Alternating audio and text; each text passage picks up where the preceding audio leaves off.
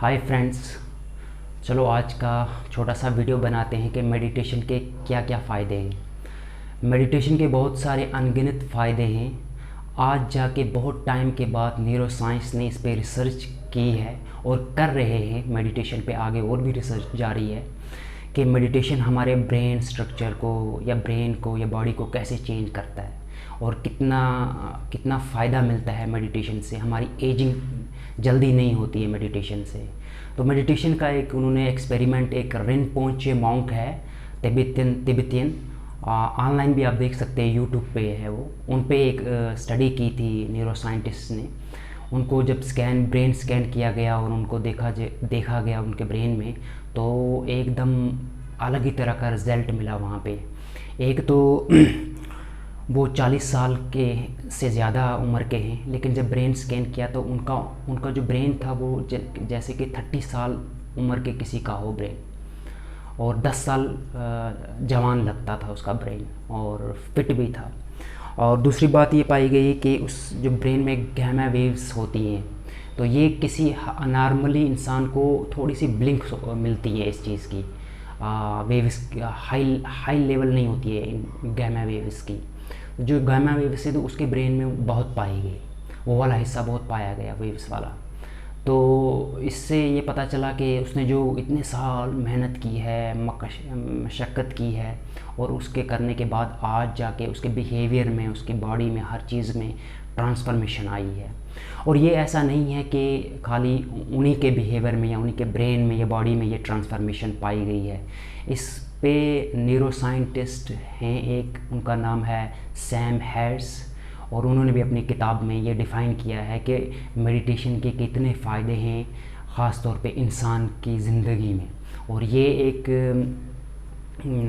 Part time job नहीं, बल्कि ये हर दिन हमारी ज़िंदगी का एक हिस्सा होनी चाहिए। ये मेडिटेशन रोज़ हम करनी चाहिए मेडिटेशन, और उससे क्या होगा कि हम एनर्जेटिक, और हमें एनर्जी भी रहेगी, और हमें तनाव कम होगा, और बहुत सारे बाकी भी फ़ायदे हैं।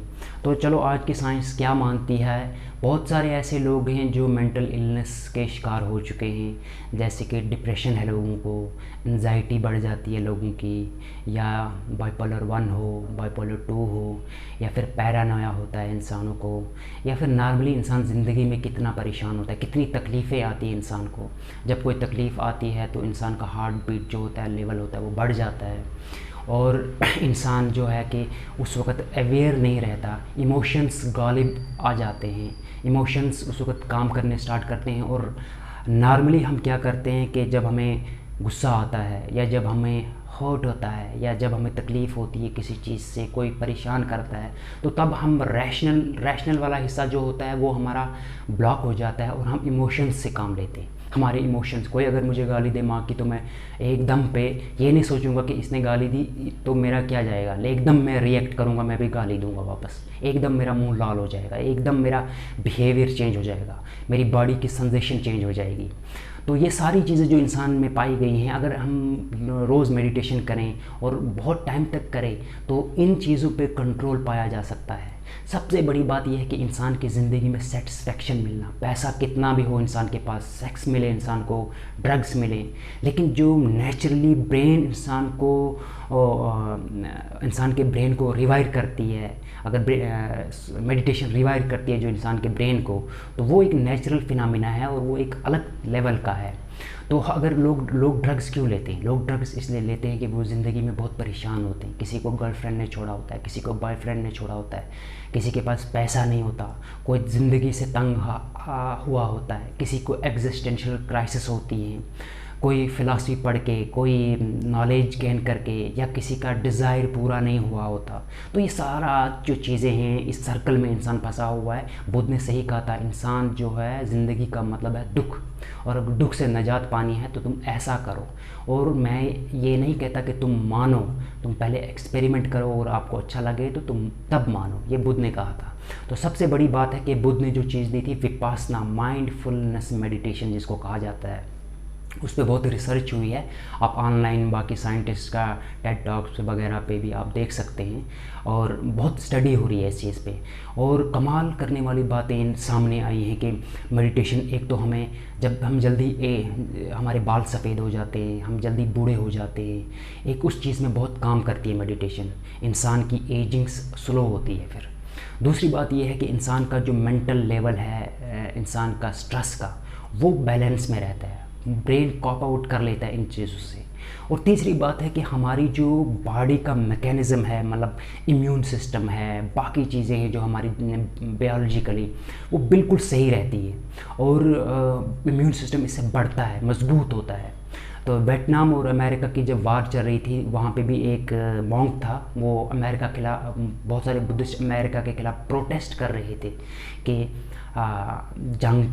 जंग लगी हुई है, इसको रोको, और यहाँ लोग बहुत मर रहे हैं। तो उस दौरान क्या हुआ कि एक मॉन्क था, उन्होंने कहा मैं पीसफुल तरीके से अपनी जान देना चाहता हूँ, मैं एक जगह समाधि में बैठूँगा, मेडिटेटिव स्टेट में बैठूँगा, और उसके ऊपर पेट्रोल डाला और उसे आग लगाई। और जो वहाँ पे फ़ोटो लेने वाला जर्नलिस्ट था, और उन्होंने फिर बयान किया कि उसने चू भी नहीं किया, आग लगी हुई है बदन को, लेकिन बंदे ने एक हाई भी नहीं की, अपने मुंह से निकाली कि हाई। तकलीफ़ इसके चेहरे पे झलक ही नहीं रही थी। तो ये क्या था?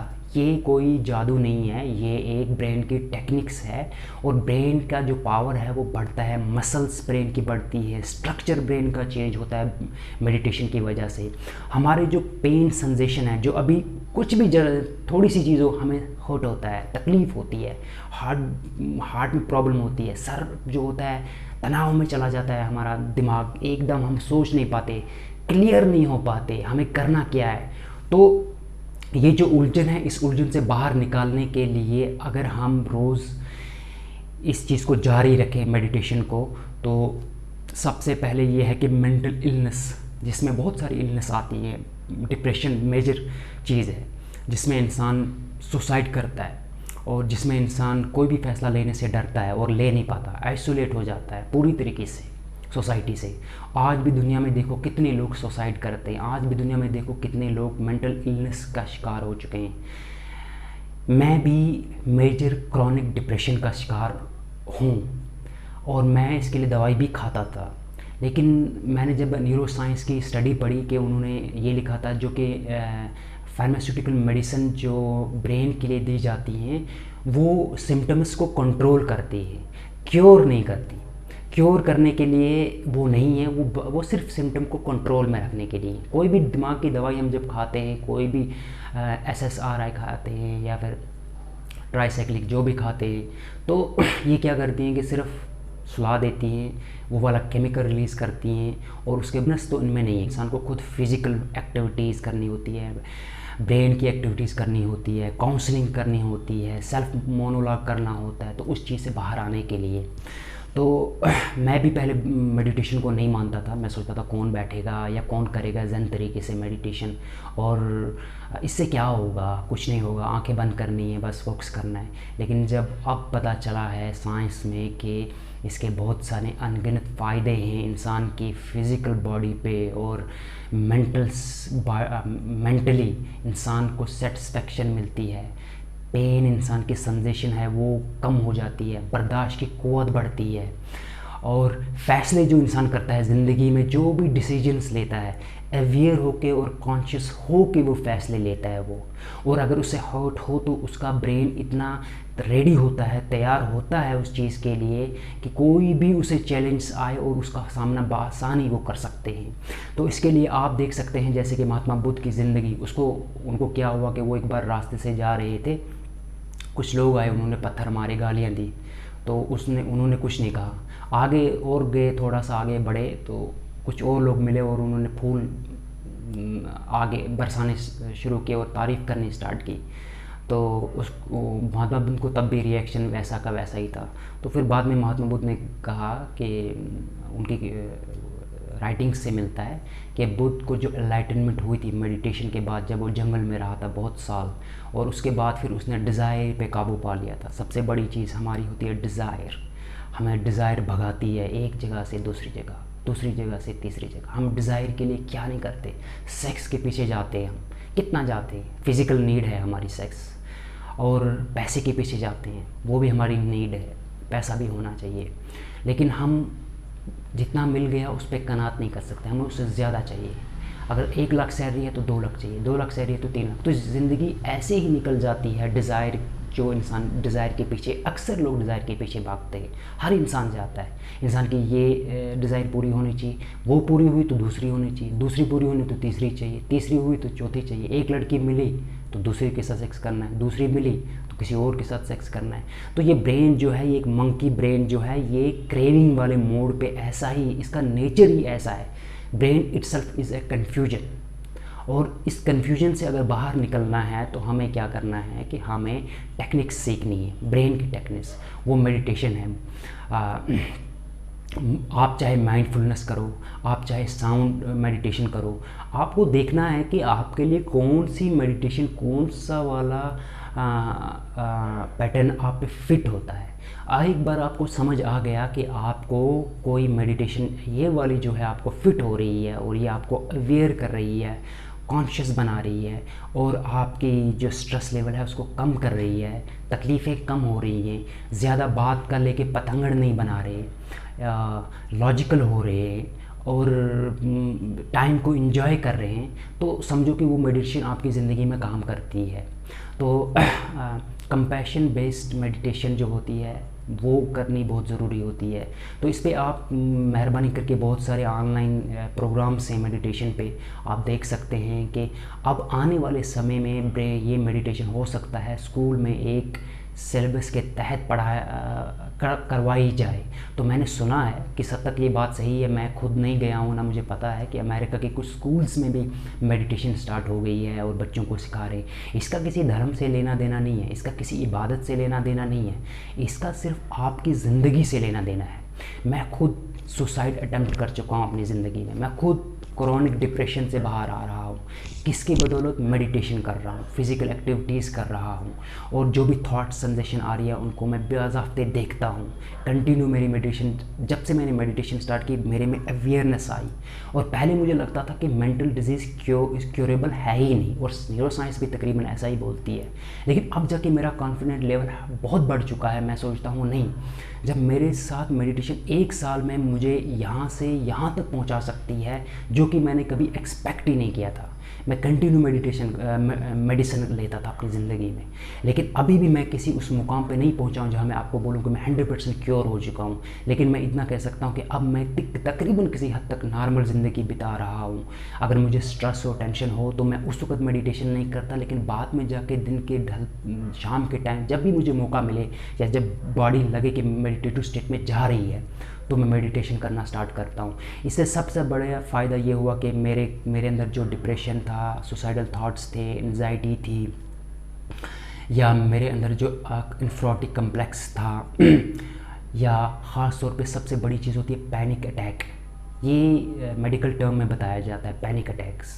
जब ये आता है इंसान एकदम इर्रेशनल हो जाता है, इंसान सोचता है मैं अब मरने वाला हूँ।